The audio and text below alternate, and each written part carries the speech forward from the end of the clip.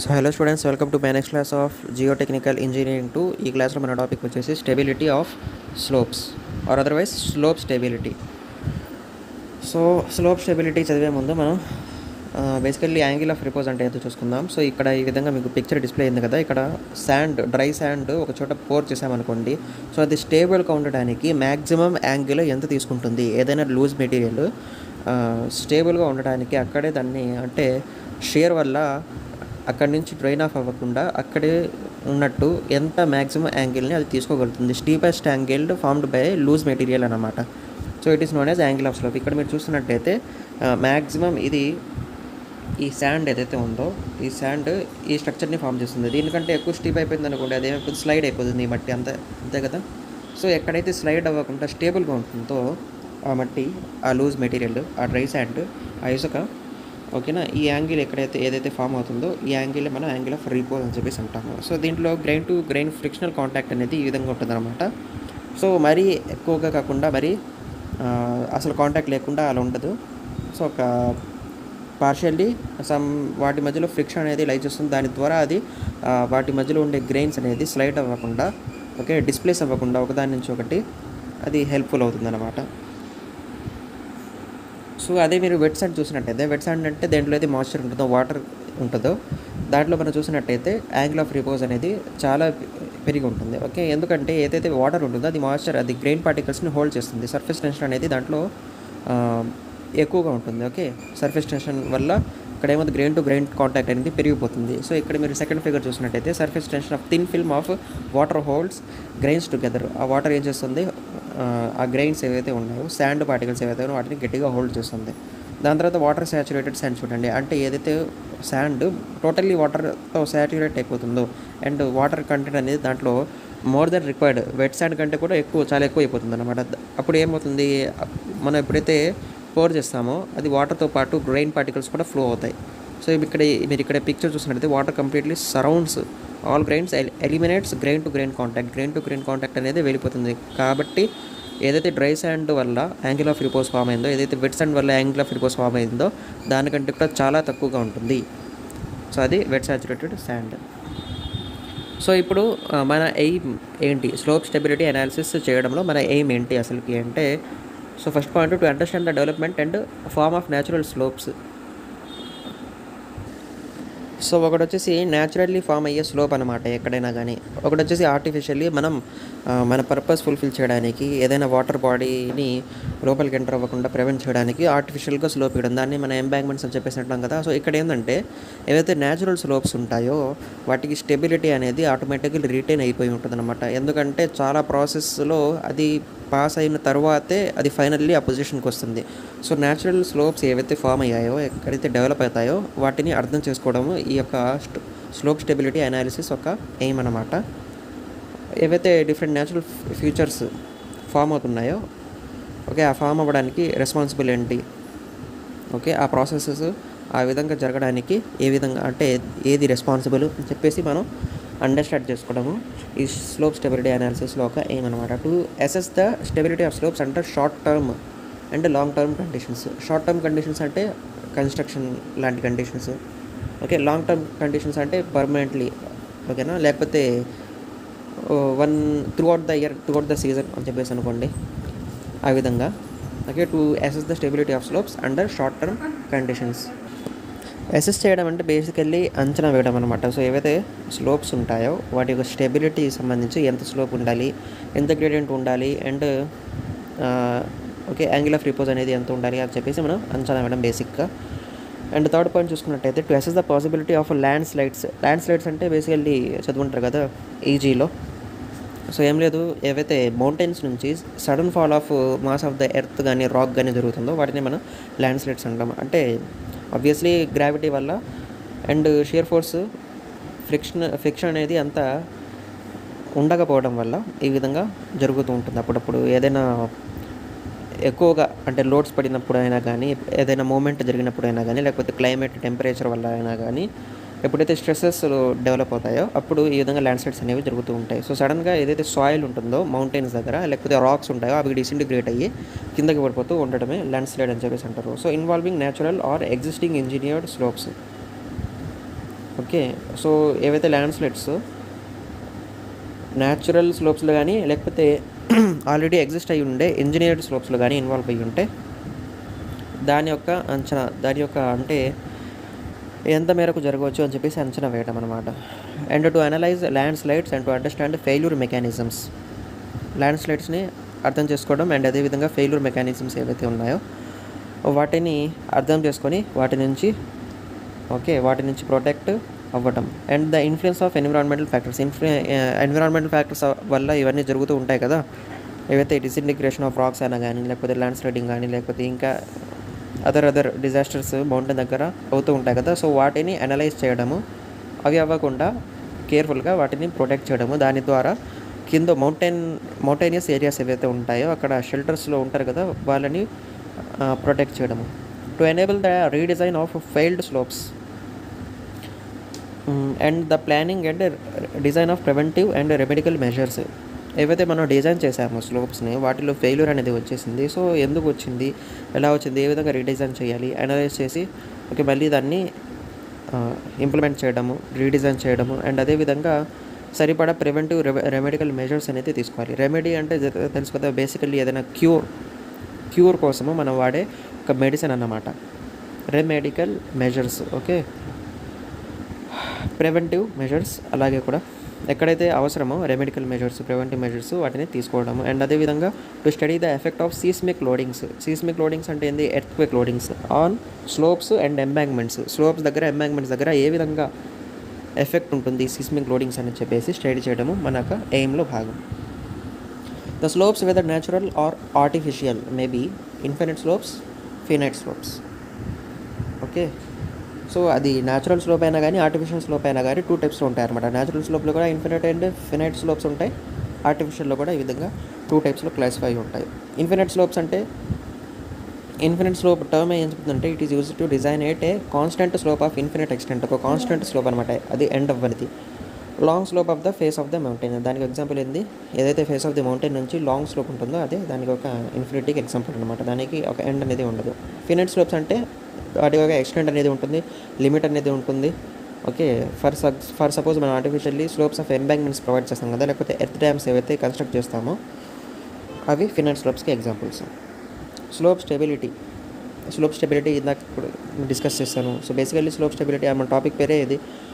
ఏదైతే మనం slope provide చేస్తామో అది అక్కడ ల్యాండ్ స్లైడింగ్ కానీ లేకపోతే అదర్ ఏదైతే గ్రెయిన్ టు గ్రెయిన్ పార్టికల్స్ వల్ల, ఓకే, పార్టికల్లో ఫ్రిక్షన్ లాస్ వల్ల అక్కడి నుంచి స్లైడ్ అయిపోవడం, ఇలాంటి పరిస్థితుల్లో అవ్వకుండా ప్రివెంట్ చేయడము. ఓకే, ఇది మన స్లోప్ స్టెబిలిటీలో పార్ట్ అన్నమాట. సో దీంట్లో ఏం చేయాలంటే design and construction of earth dams design చేయాలి అండ్ అదేవిధంగా ఎర్త్ డ్యామ్స్ని కన్స్ట్రక్ట్ కూడా చేయాలి. And slope failure can often be catastrophic involving the loss of considerable property and many lives. Catastrophe అంటే బేసిక్గా డిజాస్టర్ కానీ, destruction, stroke, hardship, okay, calamity ఏవైతే ఉంటాయో అవన్నీ క్యాటాస్ట్రోఫీ కింద వస్తాయన్నమాట. సో ఏదైనా కీడు జరగడం, బేసికల్లీ ఎగ్జాంపుల్ చెప్పాలంటే the world wars had a catastrophic effect on the entire world అని చెప్పేసి అంటాం కదా. క్యాటాస్ట్రోఫిక్ ఎఫెక్ట్ అంటే ఏంది, చాలా చెడు ఎఫెక్ట్ జరిగిందనమాట. సో అదేవిధంగా స్లోప్ ఫెయిల్యూర్, ఏదైతే మనం స్లోప్ ఇవ్వడంలో ఓకే అక్కడ ఫెయిల్యూర్ జరుగుతుందో అది it may lead to loss of considerable property కూడా అండ్ అదేవిధంగా చాలా ప్రాణాలు కూడా కోల్పోవడానికి అవకాశం ఉంటుంది. అండ్ దాని తర్వాత causes of failure of slopes, ఇంకా ఓకే ఇప్పుడు క్యాటాస్ట్రోఫీ అని చెప్పేసి అన్నాను. సో దీంట్లో ఏ విధంగా ఎందుకు వస్తుంది ఈ స్లోప్లో ఫెయిల్యూర్ అనేది ఎందుకు వస్తుంది అంటే గ్రావిటేషనల్ ఫోర్స్ వల్ల ఒకటి.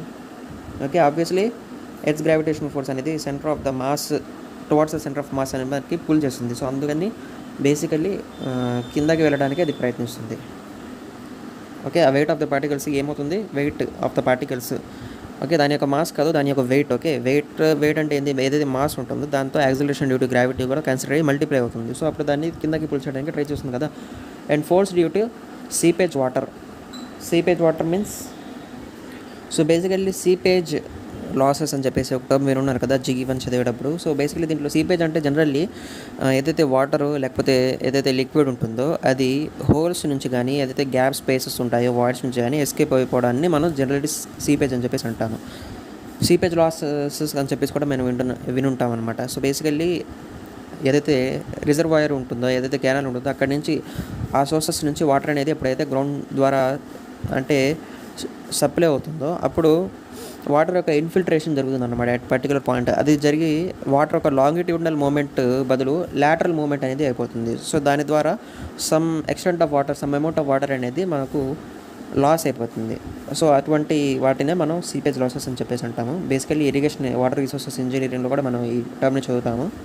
ఓకే, సో ఈ ఫెయిల్యూర్ ఏదైతే అవుతుందో, స్లోప్స్లో ఫెయిల్యూర్ ఏదైతే ఉంటుందో అది సీపేజ్ వాటర్ లాసెస్ వల్ల కూడా అవుతుంది. సో ఎప్పుడైతే ఈ విధంగా seepage water losses force due to seepage water జరుగుతుందో, సీపేజ్ వాటర్ వల్ల ఫోర్సెస్ జరుగుతాయో అప్పుడు కూడా ఏదైతే గ్రౌండ్ ఉంటుందో, ఏదైతే స్లోప్ ఆల్రెడీ అక్కడ క్రియేట్ అయి ఉంటుందో దాంట్లో some sort of gradient loss అనేది జరుగుతుందన్నమాట.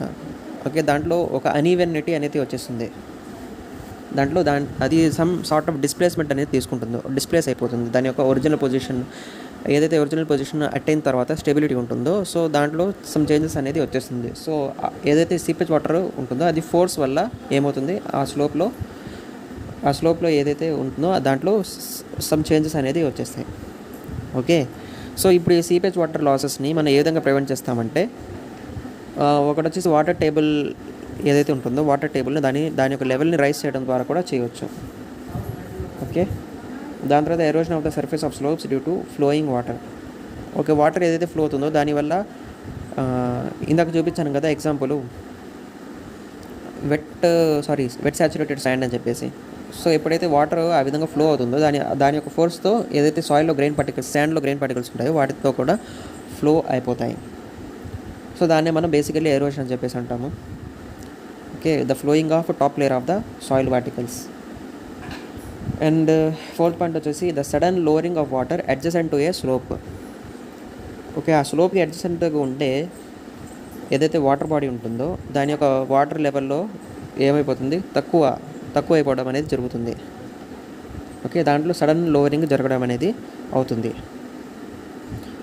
దానివల్ల కూడా స్లోప్లో చేంజ్ అనేది రావడం జరుగుతుంది, స్లోప్లో ఫెయిల్యూర్ అనేది వచ్చేస్తుంది. అండ్ అదేవిధంగా ఫోర్సెస్ డ్యూ టు ఎర్త్క్వేక్స్. ఇది చెప్పాల్సిన అవసరం లేదు, బేసికలీ మనం ప్రాక్టికలీ ఇమాజిన్ కూడా చేయొచ్చు. ఎప్పుడైతే ఎర్త్క్వేక్స్ అక్కర్ అవుతాయో టెక్టానిక్ ప్లేట్స్ వల్ల అప్పుడు ఈ విధంగా సాయిల్లో ఏదైతే మౌంటైనస్ ఏరియా ఉందో, ఏదైతే స్లోపీ ఏరియా ఉందో, స్టీపెస్ట్ ఏరియా ఉందో అక్కడ మూమెంట్ రావడానికి అవకాశం ఉంటుంది. ఎప్పుడైతే మూమెంట్ వస్తుందో దాని యొక్క స్టెబిలిటీ అనేది లూజ్ అయిపోతుంది. ఓకే, దాని తర్వాత ఇప్పుడు ఇక్కడ ఈ ఫిగర్ చూడండి, causes of mass movements. Mass అంటే ఏదైతే దాంట్లో మెటీరియల్ ఉంటుందో, పార్టికల్స్ ఉంటాయో దాన్ని మనం మాస్ అని చెప్పేసి అంటాము. సో ఇందాక కూడా చెప్పాను ల్యాండ్ స్లైడ్ డెఫినేషన్ చెప్పేటప్పుడు. Okay, the movement of mass of the earth or rocks అని చెప్పేసి. సో ఇక్కడ కూడా ఆ మాస్ అంటే ఇక్కడ ఉండే మెటీరియల్ అనమాట. ఇక్కడ ఇమాజినరీ లైన్స్ చూపించారు, డాటెడ్ లైన్స్తో మీరు చూస్తున్నారు, అది ప్రీవియస్లీ దానికి ఉండే టోపోగ్రఫీ అనమాట. Okay, original topography. దాని తర్వాత మనము దాని స్టెబిలిటీ అచీవ్ చేయడానికి మనం ఏం చేసాం ఇక్కడ దాని యొక్క స్లోప్ అనేది, దాని యొక్క యాంగిల్ ఆఫ్ రిపోజ్ అనేది పెంచామన్నమాట మనము. సో బేసికల్లీ ఇక్కడ bland final grade for project area అని చెప్పేసి ఉంది కదా. సో దానికంటే ముందు కూడా డాటెడ్ లైన్ ఏదైతే ఉందో దాని యొక్క అలైన్మెంట్ ప్రకారంగా ఆ మెటీరియల్స్ అన్నీ ప్లేస్ అవ్వబడి ఉన్నాయన్నమాట. దాని తర్వాత మనం దాన్ని స్ట్రైట్ చేసామన్నమాట. ప్రతి దగ్గర మనము ఒక చక్కటి అలైన్మెంట్ ఇచ్చేసి ఓకే స్టెబిలిటీ అనేది ప్రొవైడ్ చేయడానికి ప్రయత్నం చేసాం. ఓకే, దీని తర్వాత డిఫరెంట్ టైప్స్ ఆఫ్ స్లోప్స్ మనకు ఇక్కడ విజిబుల్గా ఉన్నాయి. సో ఫస్ట్ ఫిగర్ మనం అబ్జర్వ్ చేసినట్టయితే కనుక new forces resulting from seismic activity వల్ల న్యూ ఫోర్సెస్ అనేది రిజల్ట్ అవుతూ ఉంటాయి. సీస్మిక్ యాక్టివిటీ మీన్స్ ఎర్త్క్వేక్ అక్కర్ అవ్వడం ఎట్సెట్రా. ఓకే, దాని తర్వాత ఏదైతే డౌన్వర్డ్ యారో ఉందో వెయిట్ అది డబ్ల్యూని చూపిస్తుంది. Downward arrow normally gravitation force acting అనమాట, దాని యొక్క డైరెక్షన్ ఆ విధంగా ఉంటుంది. అండ్ డాష్ యారో ఏదైతే ఉందో అది వచ్చేసి tendency for movement of earthworks in the slope.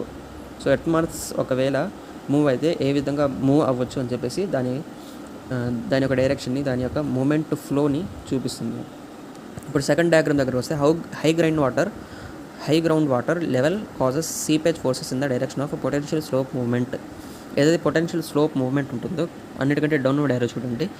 So ఆ డైరెక్షన్లో సీపేజ్ ఫోర్సెస్ ఏవైతే ఉంటాయో అది కూడా ఓకే హై గ్రౌండ్ వాటర్ ఆ సీపేజ్ ఫోర్సెస్ని ఆ విధంగా ఫ్లో అవడానికి దారితీస్తాయి in the direction of the potential movement. దాని తర్వాత థర్డ్ డయాగ్రామ్ చూడండి. Susceptible layer or zone weakened from continual exposure to ground water or chemical waste లీకేట్.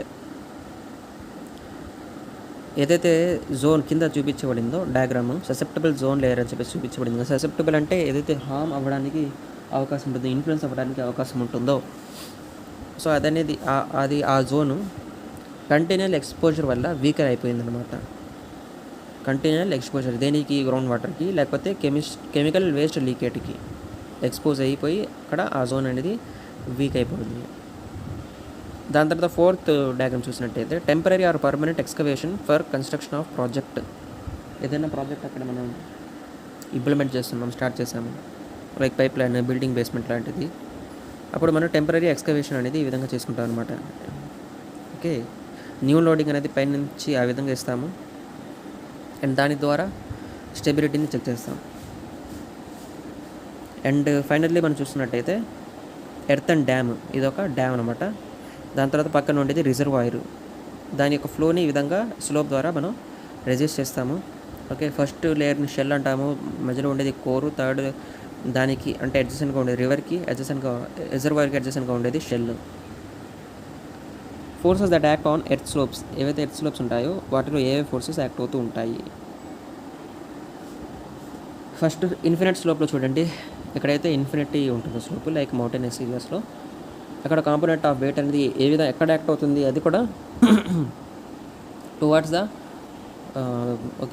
The ఏదైతే స్లోప్ ఉంటుందో టువార్డ్స్ ద గ్రేడియంట్, దాని యొక్క సెంటర్ ఆఫ్ గ్రావిటీ ఉంటుందో అటు side act అవుతుంది. అండ్ ఎర్త్ డ్యామ్ చూసినట్టయితే ఎర్త్ డ్యామ్లో అంటే ఎర్త్ డ్యామ్ ఏదైతే ఉందో ఫినిట్ స్లోప్, అక్కడ కాంపోనెంట్ ఆఫ్ వెయిట్ అనేది టువర్డ్స్ స్లోప్ అనేది యాక్ట్ అవుతుంది. బట్ ఫెయిల్యూర్ సర్ఫేస్ యొక్క టెండెన్సీ అనేది, దాని యొక్క అలైన్మెంట్ అనేది సపరేట్గా ఉంటుంది, దాని యొక్క డైరెక్షన్ ఈ విధంగా చూపించినట్టు ఉంటుంది అనమాట. ఓకే, దాని తర్వాత seepage below a natural slope, seepage below a natural slope, naturally ఏదైనా స్లోప్ ఫామ్ అయింది దాని బిలోగా, దాని కింద ఏ విధంగా సీపేజ్ అనేది ఉంటుంది. Seepage means seepage forces. Okay, water అనేది పోర్స్ ద్వారా కానీ హోల్స్ ద్వారా కానీ లాస్ అయిపోయేటప్పుడు ఏదైతే ఫోర్స్ జనరేట్ అవుతుందో దాన్ని మనం సీపేజ్ అని చెప్పేసి అంటామన్నాం కదా. సో స్లోప్కి ప్యారల్గా సీపేజ్ అనేది కూడా ఆ విధంగా ఉంటుందన్నమాట. గ్రౌండ్ వాటర్ టేబుల్ అక్కడ ఆ లెవెల్లో ఉంటే మనము దాన్ని ఇంకా రైస్ చేస్తాము. సో ఈ విధంగా ఈ స్లోప్స్ పైన ఇటువంటి ఫోర్సెస్ అనేవి యాక్ట్ అవుతూ ఉంటాయి. అండ్ అదేవిధంగా sudden draw down condition. Okay, ఇప్పుడు మీరు చూసినట్టయితే A to Bలో సడన్ డ్రా డౌన్ అనేది జరిగింది కదా, సడన్ డ్రా డౌన్. ఇక్కడ ఏం జరిగిందంటే బేసికల్లీ లోవరింగ్ ఆ వాటర్ లెవెల్ అనేది జరిగింది అనమాట, from level A to B. ఎందుకు? సర్ఫేస్ యొక్క ఫెయిల్యూర్ వల్ల. ఓకే, స్లోప్ యొక్క ఫెయిల్యూర్ వల్ల. And failure due to earthquake వల్ల అలా ఉండేది. ఒరిజినల్లీ ట్రూ లైన్ ఏదైతే చూపించబడిందో అలా ఉండేది. ఎర్త్ క్వేక్ ఫోర్స్ వల్ల ఎలా అవుతుందంట, ఏదైతే ఇమాజినరీ లైన్ డాటెడ్ లైన్ చూపించారో, ఫిగర్ ఈలో డాటెడ్ లైన్ చూపించారో ఆ విధంగా అయిపోతుంది. దానివల్ల ఫెయిల్యూర్ అనేది జరుగుతుంది. ఇంకా జనరల్ కండిషన్స్ అండ్ అజంప్షన్స్ మనం చూసుకున్నట్టయితే testing of samples to determine the cohesion and angle of internal friction. దీనిలో ఫస్ట్ ఆఫ్ ఆల్ మనం ఏం చేస్తాము, శాంపిల్స్ని టెస్ట్ చేసుకుంటాము. దాని యొక్క కోహెజన్ మీన్స్ ఓకే ఫర్మ్గా హోల్డ్ చేసి ఉండటం అనమాట. ఫర్ ఎగ్జాంపుల్ క్లే ఉంది, దాంట్లో కోహెజన్ అనేది ఎంత ఉంటుంది, చాలా ఎక్కువగా ఉంటుంది కదా. కోహెజన్కి అదేషన్కి డిఫరెన్స్ అర్థం చేసుకోండి. కోహెజన్ అంటే సేమ్ కైండ్ ఆఫ్ పార్టికల్స్ ఏదైతే ఉంటుందో వాటి మధ్య ఫోర్స్ ఆఫ్ అట్రాక్షన్ అనేది చాలా ఎక్కువగా ఉండటం. అదేషన్ అంటే డిఫరెంట్ కైండ్ ఆఫ్ పార్టికల్స్ ఉంటుందో వాటి మధ్య అట్రాక్షన్ ఎక్కువగా ఉండటం. కోహెజన్కి ఎగ్జాంపుల్ మెర్క్యూరీ అనమాట. మెర్క్యూరీలో చాలా అంటే attraction of the force of attraction అనేది చాలా ఎక్కువగా ఉంటుంది. దానివల్ల స్మాల్ క్వాంటిటీ ఆఫ్ మెర్క్యూరీ తీసుకున్నా కానీ దాని యొక్క వెయిట్ అనేది ఎక్కువ ఉంటుంది. డెన్సిటీ చాలా ఎక్కువ, 13.6 g/cc ఉంటుంది. అండ్ అదేషన్కి ఎగ్జాంపుల్ మనం తీసుకున్నట్టయితే సిమెంట్ అన్నమాట. ఓకే, బేసికలీ ఇది అదేషన్కి కోహెజన్కి డిఫరెన్స్ అప్పుడని చెప్పాను. అండ్ దీంట్లో మనం ఏం చేస్తామంటే కోహెజన్ని కూడా డిటర్మైన్ చేయాలి. యాంగిల్ ఆఫ్ ఇంటర్నల్ ఫ్రిక్షన్ ఏదైతే ఉందో ఫ్రిక్షన్, ఇంటర్నల్ ఫ్రిక్షన్ ఏదైతే ఇంటర్నల్లీ ఫ్రిక్షన్ డెవలప్ ఏదైతే అవుతుందో దాని ఒక యాంగిల్ కూడా మనం మెజర్ చేయాలన్నమాట. అండ్ అదేవిధంగా the study of items which are known to enter but which cannot be accounted. ఏవైతే ఐటమ్స్ మనము ఎంటర్ అయితే చేపిస్తామో బట్ అవి అకౌంట్లో తీసుకోము, ఓకే, దాన్ని కంప్యూటేషన్లో తీసుకుంటాము. అండ్ ఫైనల్లీ కంప్యూట్ చేస్తాం, అంటే క్యాలిక్యులేట్ చేస్తాం, డిటర్మైన్ చేస్తాం. Slope stability in general you have driving force, that is weight of slope, resisting force, strength of soil along slip surface, buttress at toe. Slope stability కనుక దానికి సంబంధించి ఇంకా మనం చూసుకున్నట్టయితే slope stability analysis we determine the factor of safety as a ratio of resisting forces to driving forces. దాంట్లో మనం ఏం చేస్తాం, స్లోప్ స్టెబిలిటీలో ఫ్యాక్టర్ ఆఫ్ సేఫ్టీని డిటర్మైన్ చేస్తాము. అది ఎలా వస్తుందంటే ratio resisting forces driving forces, okay. దాన్ని అందుకే మనం slope stabilities FS is equal to formula, factor of safety formula is equal to ఏం చెప్పేసి రాస్తాం, resisting force by driving force అని చెప్పేసి రాస్తాం theoretical. So any slope with a factor of safety less than 1, okay, less than 1 ఉంటే కనుక ఏదైనా దేనికైనా ఫ్యాక్టర్ ఆఫ్ సేఫ్టీ అది ఫెయిల్ అయిపోతుంది అనమాట, ఎటువంటి కండిషన్లో అయినా కానీ. And any slope with factor of safety greater than 1 will not, greater than 1 ఉంటే అది స్లోప్ అది ఫెయిల్ అవ్వదు అనమాట. ఈక్వల్ టు 1 అంటే ఫెయిల్ అవ్వడానికి కూడా ఆర్ అదర్వైజ్ రిటర్న్ అవ్వడానికి, స్టేబుల్గా ఉండడానికి కూడా ఛాన్సెస్ ఉంటాయి. బట్ హౌఎవర్ సేఫ్టీ కోసం ఏంటంటే గ్రేటర్ దాన్ 1 ఉండాలి. Design focuses on the soil parameters in geometry that will provide the maximum factor of safety.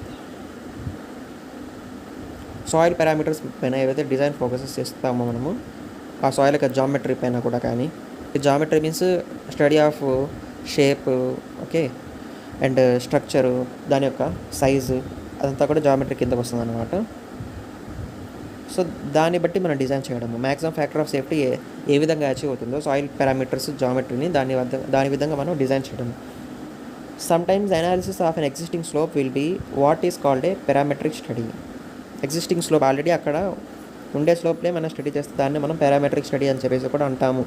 That is establishing a factor of safety and performing an analysis that back calculates the strength parameters.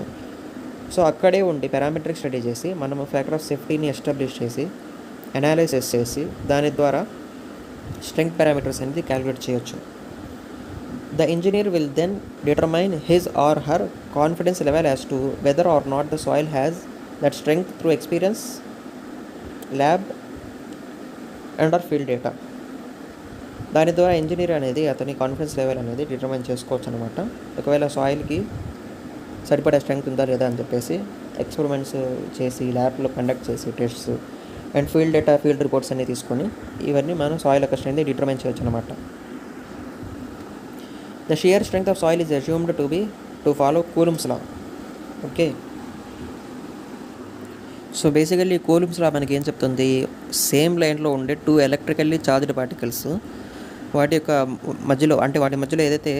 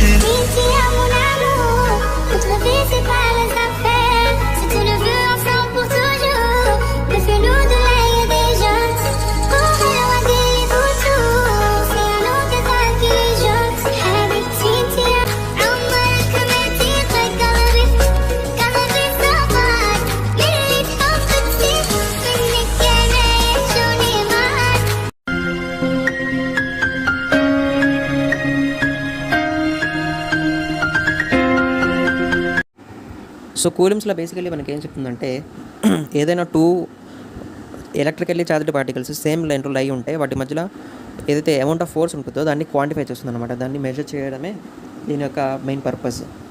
So దాన్ని coulombs inverse square law బట్టి మనం determine చేస్తాం కదా. So coulombs inverse square law అంటే ఏదైనా force, electrical force ఏదైనా 2 electrical charge particles మధ్యలో లై చేస్తుంది, దాన్ని కనుక్కోవాలంటే దాని యొక్క ఆ 2 చార్జెస్ ఒక ప్రోడక్ట్ చేసి okay inversely square of the distance between dum, అంటే డిస్టెన్స్ బిట్వీన్ దమ్ దాన్ని డి అని చెప్పేసి అనుకుంటే దాని యొక్క స్క్వేర్ని డి స్క్వేర్ వేసుకొని మనం దాంతో డివైడ్ చేయాలి. ఏదైతే ప్రోడక్ట్ ఉంటుందో 2 చార్జెస్ మధ్యలో దాంతో మనం దీన్ని డివైడ్ చేస్తాము.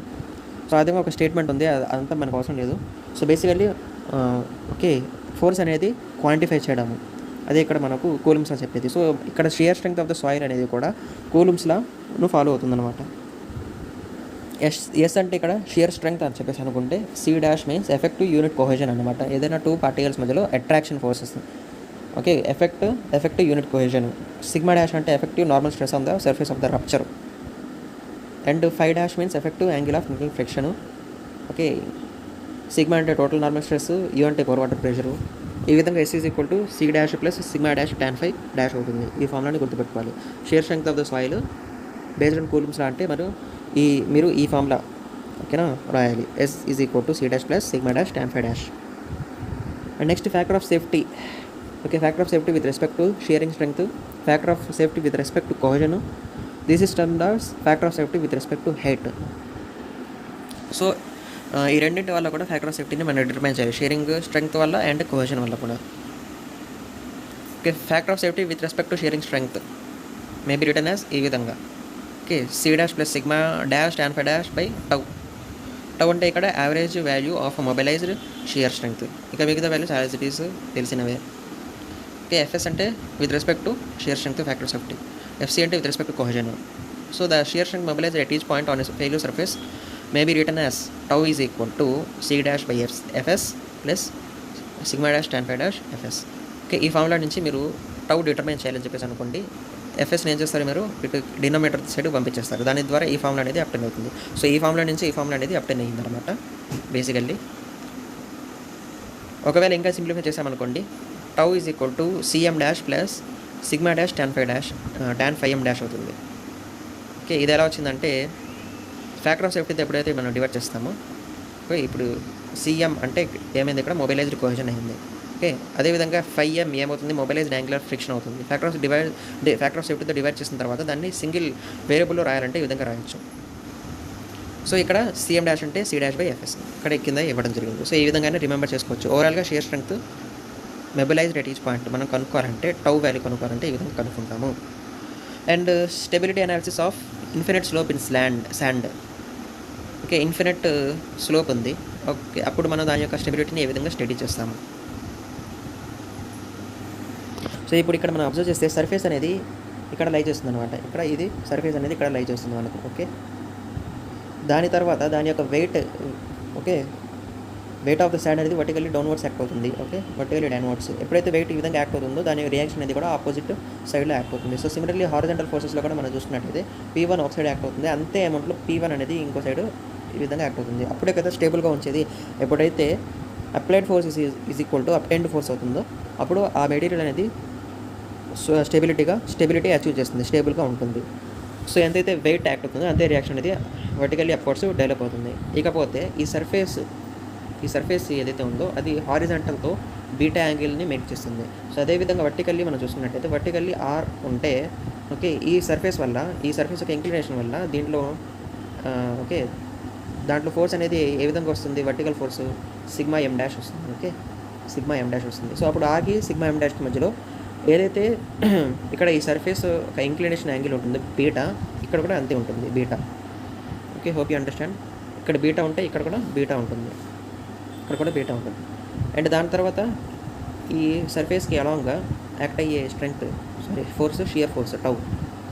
ఓకే ఆ shear force with respect to the area, cross section ఏరియాని మనం షియర్ స్ట్రెంగ్త్ అని చెప్పేసి కూడా అంటాము. సో కాబట్టి టౌ. ఓకే సో ఈ విధంగా దాని యొక్క అలైన్మెంట్ అనేది ఉంటుందన్నమాట. ఈ నుంచి ఎఫ్ వరకు ఏదైనా ఏరియా కన్సిడర్ చేసుకొని మనం అనాలిసిస్ చేస్తే కనుక ఆ పర్టికులర్ స్లోప్ స్టేబుల్గా ఉంటే దాంట్లో జరిగే ఫంక్షన్ ఏ విధంగా ఉంటుంది.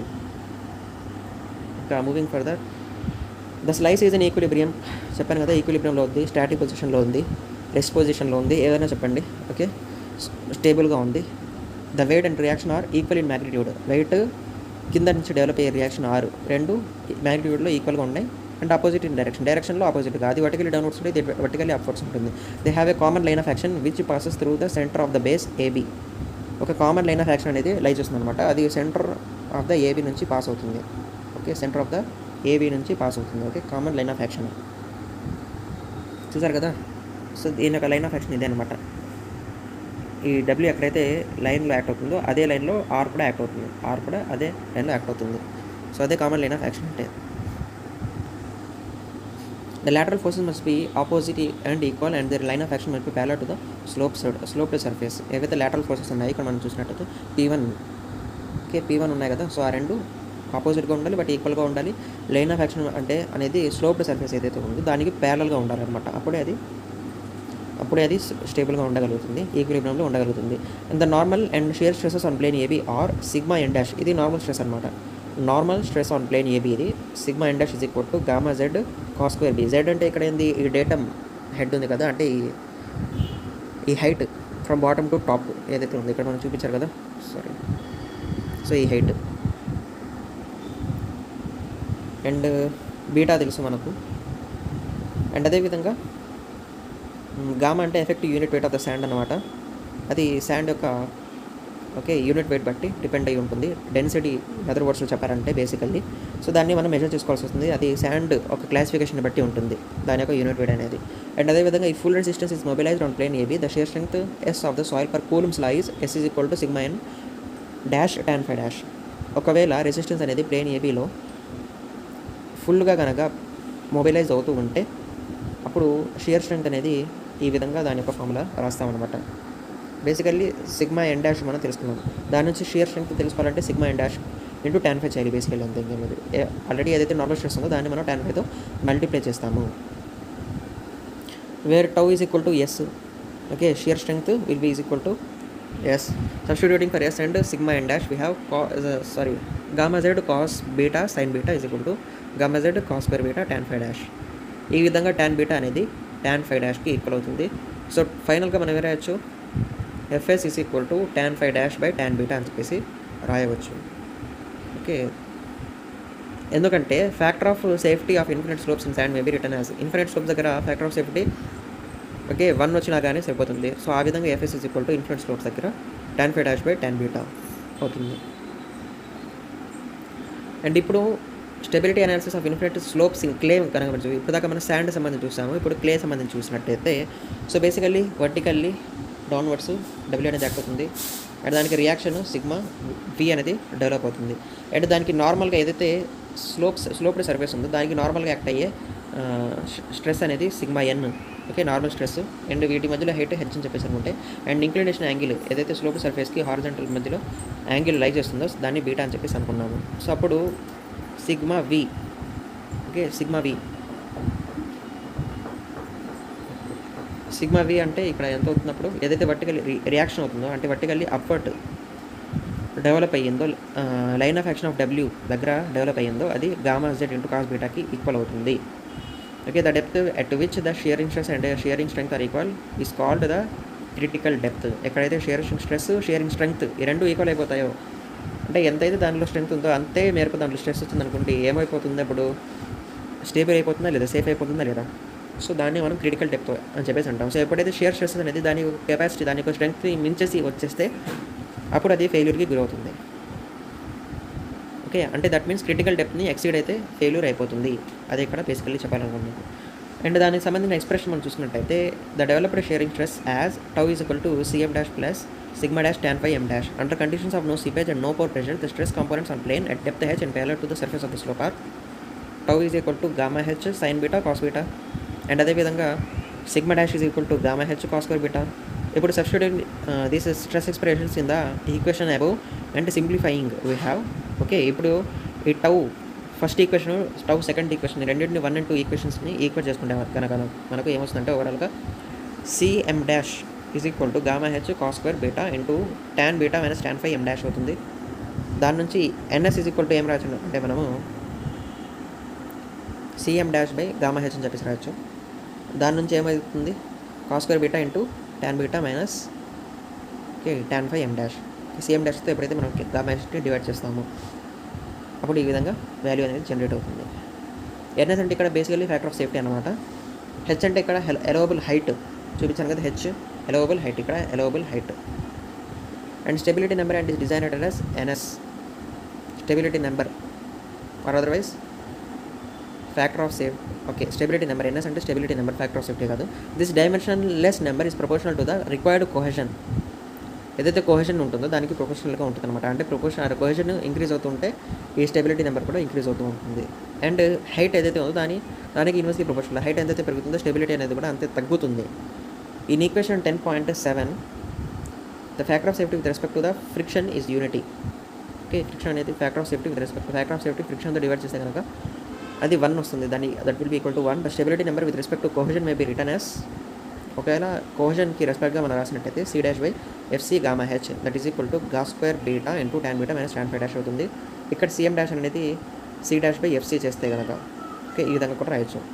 ఫైనల్లీ స్టెబిలిటీ నెంబర్ ఈ విధంగా రాయొచ్చు, C'/FC గామా హెచ్ అని రాయొచ్చు, C'/HC అని రాయొచ్చు. సో ఈ క్లాస్లో ఇంతవరకే. Stay tune for my upcoming videos. Thank you.